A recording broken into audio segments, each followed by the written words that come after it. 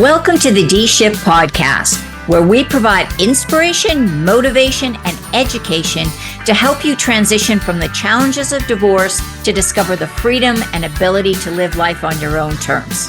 Are you ready? Let's get this shift started. Hello, and welcome to this episode of the D-Shift podcast. And we are going to talk about money, which is always a big concern in divorce. It's a big concern about getting out of the divorce. And sometimes it's a big factor for people staying in marriages that have outlived their due-by date. Let's put it that way. I have a real expert on today, Jamie Lima. He is a CDFA, so we know that's a Certified Divorce Financial Analyst. He's a CFP, which I'm going to ask him to explain. He's also a mediator. Jamie has founded his own company, Allegiant Divorce Services, and he is also developed a software called Secure Split Pro, which other CDFAs and financial professionals use to help people make the most effective decisions when they're going through divorce. So he's kind of working on both sides of this, the consumer side and supporting other professionals. So Jamie, welcome and thank you for being here today. Oh, thanks for having me, Marty. It's great to be with you. And you as well, always, I so appreciate when experts come on here and share information, because I think the more people understand what their financial options are, the less divorce becomes this really scary thing. Because I do think money is a big reason why people don't go through divorce, or why conflict develops in divorce, because people just don't understand they got options.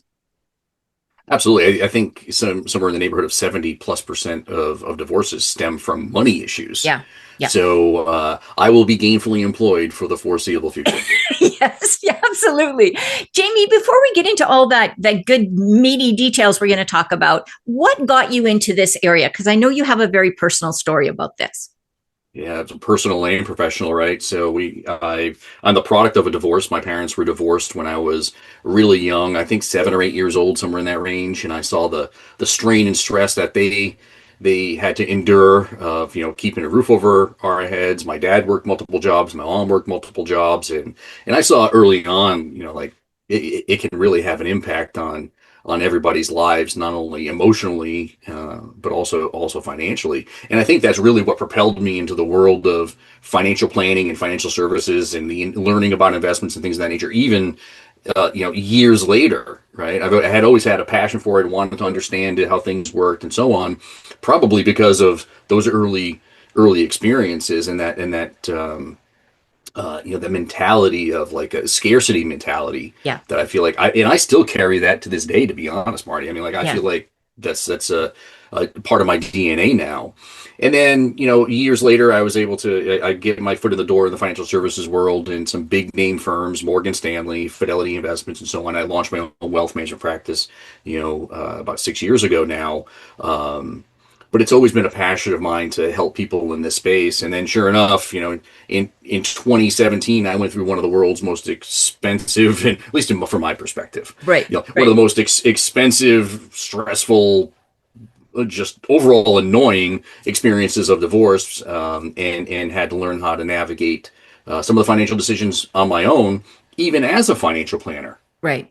And even as a financial planner in that stage, for over a decade at that point, I still made mistakes along the way. So I know the average Joe and Josephine that are out there that are listening right now that, they're working in technology or they're in a trade or something, and they don't have this hands-on experience. I know that they're confused. They're confused. So. Yeah. And I'm going to just take that one step further. I think I really appreciate you saying that even though this is your area of expertise, when you're in the divorce process and you're having to make all these decisions, you can't be analytical and logical, because your emotions hijack your own decision-making process. And that's why therapists don't work with their family members. And, that's why doctors don't typically operate on their partners and things like that, because we're too emotionally connected to be able to make those really effective decisions. There's a reason why financial planners have their own financial planners. Right.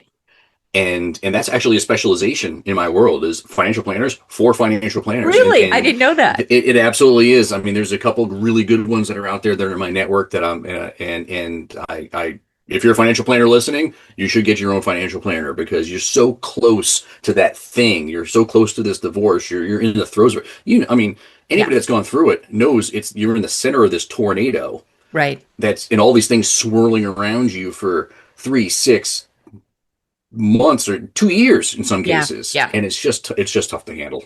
Yeah. I have clients that are, unfortunately, that are in the divorce process for 3+ years. And there's Mm-hmm. no light at the end of the tunnel right now. And a lot of it has to do with, yes, they have large estates, large asset groups that they're trying to split out. And there's just no clarity on it. And getting them to the right professionals is half the battle. I think you already told us the answer to this, but I want to check. What is a CFP? Because I want to make sure everybody is clear on what that is and how that's different than a CDFA. CFP is a certified financial planner, effectively someone who has, there's a lot of different requirements to become a certified financial planner. You have to have education, you have to have hands-on experience, you have to, it took about 12, maybe 18 months or so to actually study for the exam, and then you have to pass. There's 7 courses that lead up to be able to actually qualify to take the exam, which is hard enough in and of itself. Right. There's 7 courses you have to pass to be able to get there. So it is not a small task. So for those people that are out there that are looking for a financial planner, I would encourage them to look for a CFP, simply because they've taken that craft to the next level. Right. And they've dedicated their lives effectively to the financial planning world, and CFPs are required to operate in a fiduciary capacity, as opposed to traditional financial advisors, which are not necessarily required to be fiduciaries. So Right. there's a little bit of a delineation there, and I think the beauty of the work that I do now as a financial planner for divorce, and also having the CFP experience, I can help people make decisions in the here and now relative to the divorce, but also help them figure out, well, what does this mean for me in the next 5, 10, 20 years of my life? Yeah. Because that's a big thing, because what can look good on paper right now, you look at it and you go, dang, that's a good deal. And then you take it and then you don't realize the tax implications, or you don't realize how it can impact your opportunities for different things in life as you move forward after the divorce. Absolutely. So let's talk a little bit about why you need different people in your divorce. And so I'm a divorce coach, consultant, strategic divorce consultant. I'm actually rebranding myself. I'm getting rid of the divorce coach. There's too many divorce coaches. I want to be something different. So I really work with people strategically during the process. I don't do the life coaching afterwards and the relationship stuff. So that's one professional. You might have a real estate professional. You might have a CDFA. You might have a CFP. How do you see your role fitting into kind of that divorce team? And why do you think, I'm putting words in your mouth now, maybe you don't, but I think you do. Why do you think that would be just as important, choosing that right professional, as choosing, say, your divorce attorney? Well, I think the biggest mistake that a lot of us make, myself included, was assuming that my divorce attorney was going to handle everything. And yeah, he's a great guy. We've actually became friends. He was I'm since remarried, and he was at my wedding celebration. That's how close we got Right. during this event. But he didn't understand the financials. He didn't understand the tax piece of it. He couldn't help me handle the emotional aspects of what I was going through. And, I did hire a therapist for a short period of time there, because I'm a fan of therapy, and I believe in self-care from that perspective. But even just 10 years ago, or almost 10 years ago, when I was going through my divorce, I had no idea divorce coaches existed. Yeah. Well, they really didn't. I mean, they didn't. Right? And now in the last 10 years, everybody's a divorce coach. Right. Right. So I think you're right on the right track of maybe changing the rebrand there, because you don't it might be a smidge washed out in some respects, because I think you're taking it to the next level. But at the end of the day, it's all about the term I use is creating team you. Right. Oh, that's great. And I've used that for some time now, simply because I'm a firm believer in, and it may sound counterintuitive, like, you're going through this divorce. It's expensive, and it's like, do I really need to pay a divorce strategist like yourself? Do I need to find a financial planner? Do I need to hire my attorney's costing me an arm and a leg? All these. Do I have the right CPA and traditional financial planner in place? Like, it's a lot. Yeah. I get it, but if everybody works collaboratively and works together and stays in their own lane, you're usually going to come out in a much better spot in the end, physically, financially, emotionally, all the things, and you're probably going to save money. Yeah. Because you're maximizing all of those people, and you're there. If they can be super efficient in those areas, that's the way to do it. And then in the last few years, I'm sure you know this, there's the whole concept of collaborative divorce. Right. Like it's a big thing. I don't understand why divorce isn't collaborative in general. Right. But it's super important to think through that. And I won't even take on a case these days if the attorney is going to be a problem. And let's face it. Yeah, let's face it. And I've said this, and I've actually had attorneys come on and talk about this, that the traditional divorce process, the only people that come out winners are the attorneys if they're able to agitate conflict, because it's an adversarial process, right?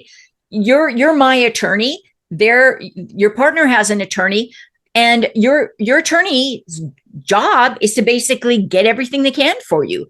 And sometimes you have to override your attorney and say, no, I would like to. This is how I want the divorce handled. And this is where I think I refer most of my clients, Jamie, just to let you know, most of my clients have some level of assets. And so I will say to them, before you even hire an attorney, I want you to consult with the CDFA. Mm-hmm. First step before you even talk to your attorney, because I think if you go in to your attorney and kind of know your numbers, you can make a better assessment on which attorney is going to be team you. That's what I think. Well, if we ever have a CDFA commercial, I'm going to make sure you're in it. Yeah. No, I really believe this. I really believe this. Yeah, I think it's perfect. And there's, we could do a whole show on everything you just talked about right there in that 30-second snippet, because, and I'm going to sound like I'm talking out of both sides of my mouth during our conversation here, because I'm a firm believer in exactly what you said about, attorneys being litigators by trade, right, not necessarily mediators. And if they can litigate, it's more money in their pocket. Right. At the same time, we're building software to help them do their job better, more effectively and efficiently, and help them create volume so they can stop. They don't have to do that anymore. So I think it's all about, in some ways, it's about, and I'm a firm believer in having attorneys, especially if you can't mediate and it's very challenging. Yes. I have a lot of friends that are attorneys. Like, don't get me wrong. So please don't, if you're listening, don't take it that way. But we have to. I think we have to change our frame of mind as attorneys in, like, really truly being fiduciaries for our clients and finding ways to help them, your client that's going through a divorce, get from point A to point B with the most fair and equitable settlement with the least amount of output from a financial perspective. Right. And if I and my team can help deliver a resource for them to do that later on, and everybody wins, I think we can really change the landscape of how divorce works. Yes, and I am not a attorney hater by any stretch of the imagination. Yeah. I think everybody should have an attorney going through their divorce. I think even if you're fairly amicable, because your attorney represents your best interest. So you may look at something.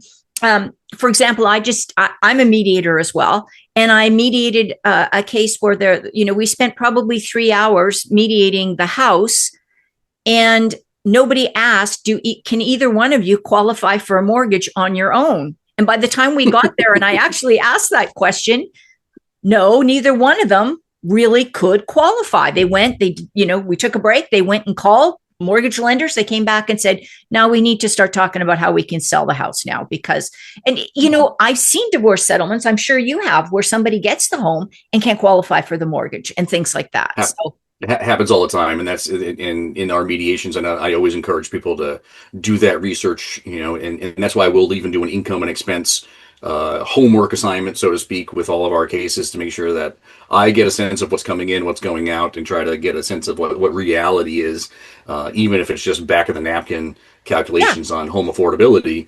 And then to your point, it's like, even when I draft the memorandum of understanding at the end, I want to make sure I always tell them all the time, like, hey, listen, take this to your attorney or hire an attorney on a, small retainer for, a couple hours of time to have Right. them review it to make sure you're comfortable with it. So Yeah. I, Yeah. I would agree.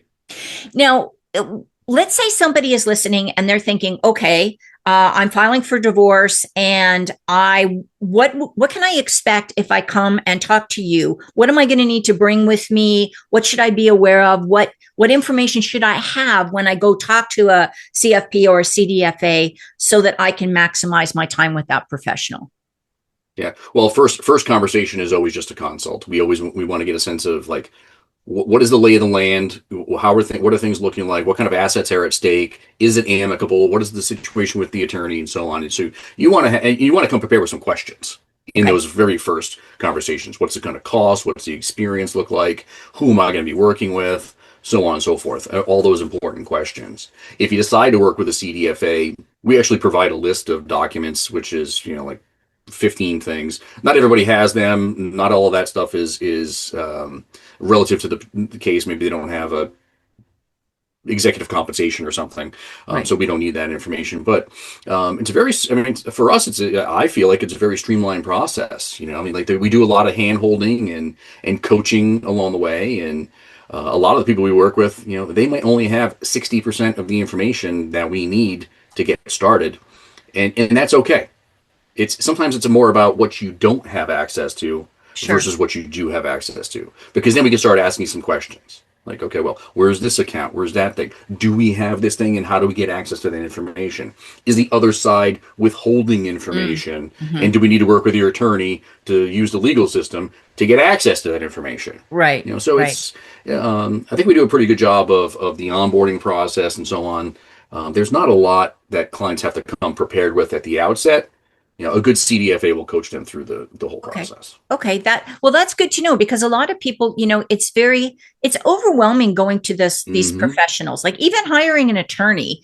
Um, you know, I mean, that's a huge step. Hiring anybody on your divorce team is a huge step. So I think just understanding that, you're not going to get a whole lot of pressure. You're going to get some questions, you're going to get some support.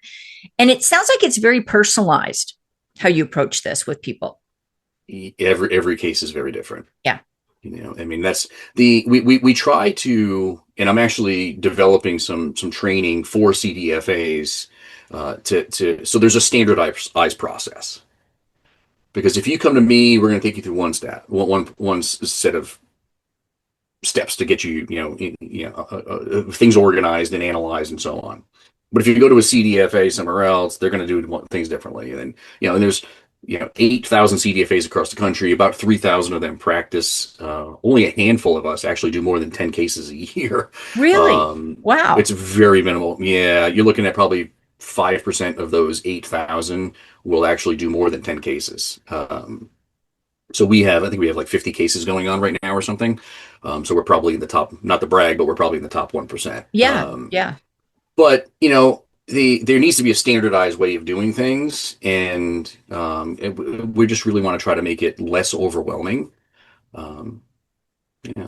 Do you do referral? This is kind of off topic here, but do you do Mhm. referrals to forensic accountants? Do you see a need for that with a lot of your Oh, cases, or? oh, yeah, this is another area of education for people, right? So a forensic accountant is sometimes important.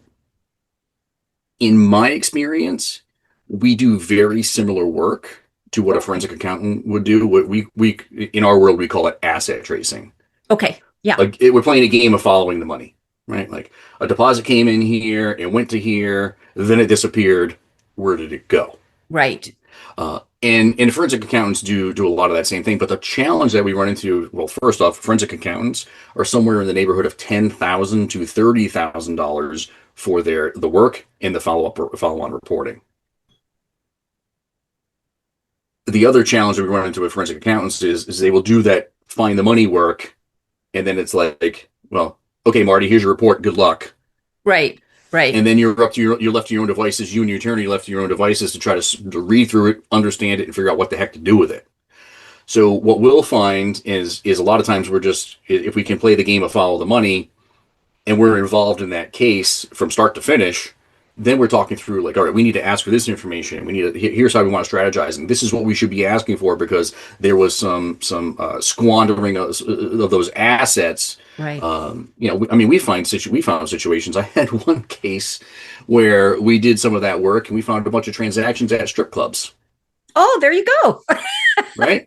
So, we're like, where are these, $600, $900 withdrawals coming from, and ATMs, and like, where are those ATMs located? And the next thing she's got another $10,000 or $20,000 coming at her because Yeah. of he's hiring prostitutes and strippers. Right. And unfortunately, a lot of times that's sort of the first response by the spouse that has control of the finances is to start squirreling stuff away the second divorce gets mentioned. We all heard this, we've all heard the story of somebody selling the Mercedes for $1 and things like that. You can't do that kind of stuff anymore because it's got to be fair market value, right, on all this stuff. So people can play a lot of these games, and having somebody who can do that asset tracing to determine, okay, is this a valid expense, or is this something, are they, squirreling money away in a private account, or have they opened a new account and are now diverting funds? There's all this kind of stuff that can happen.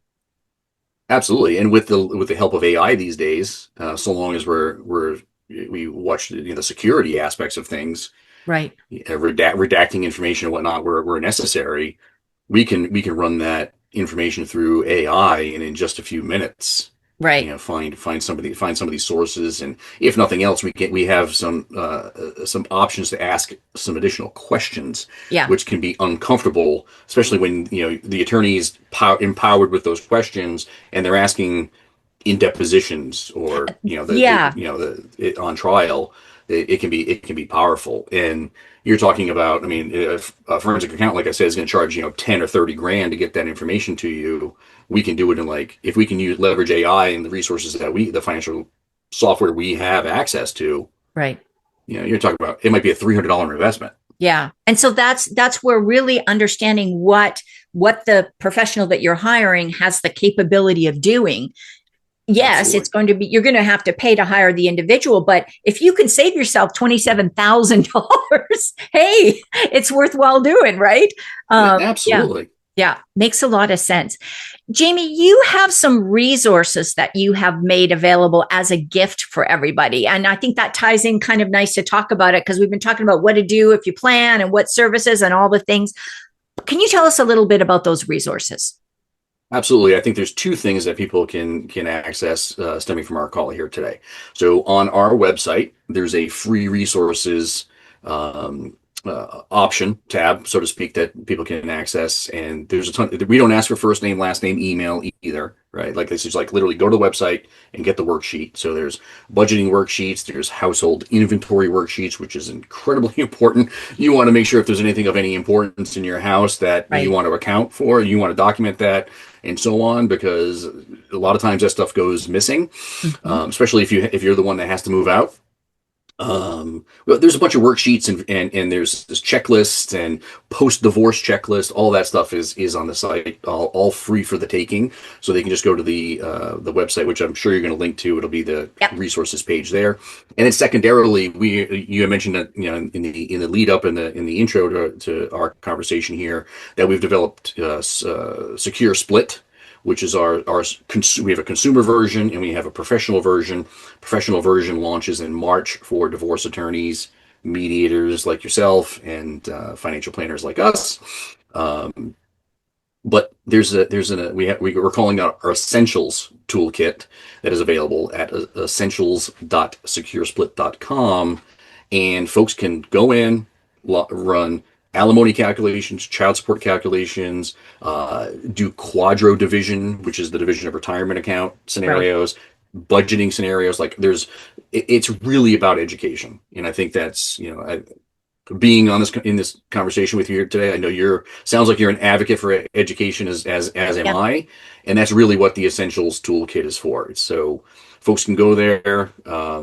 They can pay for some of the more advanced calculators, but there's also the more popular, so to speak, Yeah. calculators available. And it's really just about it's really more of a, and we run validations on them every week to make sure that from a each state is accurate, Right.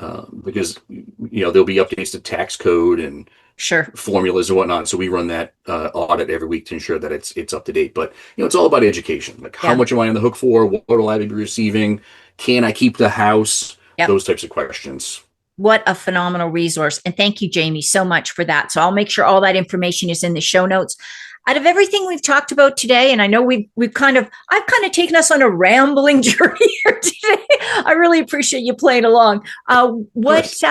What would you say is the one takeaway you want people to remember when they go on about their busy days? You need to use your resources.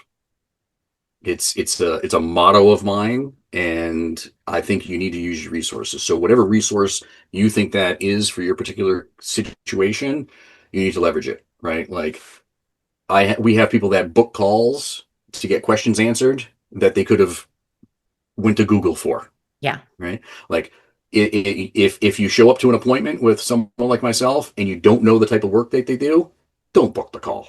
Right. Yeah. Like, let's use our resources. You have a divorce coaches, and you have financial planners, and you have your attorney, and you have Chat GPT, and all these resources that are out there to help you. I mean, obviously you want to validate your sources, right? Because Chat GPT can hallucinate every once in a while. Yes. But you want to make sure that it's like we're all adults. We're all going through something that's very challenging. We are all pressed for time. So use your resources, because there's a ton of them out there. And there's folks like us that are willing to help and try to educate as much as we can, like subscribe to podcasts and whatever it is you need to do to arm yourself with the information you need to make good decisions moving forward. I think you should be doing that, right? Let's not be lazy. Let's use our resources. Yeah, excellent. That's a great reminder for all of us. And one last time, Jamie, give us the way that people can reach out and get more information or work with you if they want to. What's the best way to do that? Absolutely. So to work with me as a CDFA, you can go to allegiantds.com. It has all and allegiantds.com/resources is where you're going to get all the free resources that I'm sure Marty's going to link to here. And then the toolkit is at essentials.securesplit.com. Excellent. I will have all that in the show notes, as well as all Jamie's information for all his social media stuff. If you want to follow him, get tips, ideas, and strategies. Jamie, thank you so much for being here today. Really enjoyed this conversation. And thank you for sharing so much. Of course. Thanks for having me. And thank you, everyone, for listening in to this episode of The D Shift. And don't forget to tune in to the next one. Thanks for listening and supporting the D Shift podcast. If you would like to attend live trainings by our amazing guests and have a chance to ask questions and get answers from our experts, join the D Shift crew. For more details and to sign up, head on over to www.divorcecoachforwomen and click on the podcast page.